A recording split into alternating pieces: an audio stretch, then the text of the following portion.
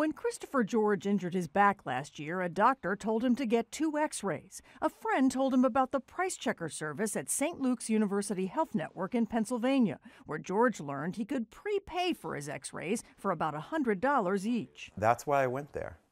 I knew what I was paying for the first time medically.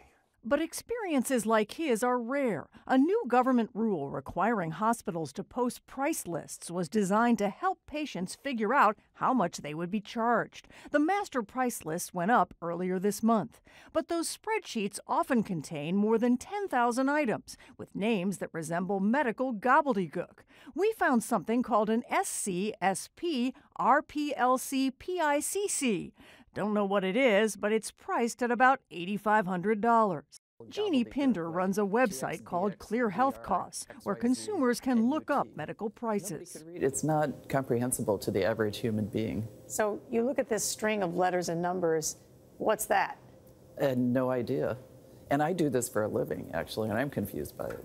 At one New York hospital, there are 3 different listings for something called ear, priced at $48,000 to $110,000.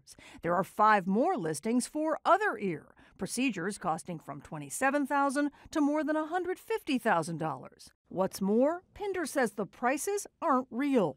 They're fanciful, they're inflated. Explain that. So hospitals have a list price that's very much like the manufacturer's suggested retail price for electronics or a list price for a car. Very rarely is the hospital ever paid that actual list price. That's because those list prices don't take into account the huge discounts negotiated by Medicare and private insurers, which are considered trade secrets. Pinder worries patients may be misled about their actual out-of-pocket costs. You might find this wildly inflated list price and decide that you can't afford it and choose not to get treatment.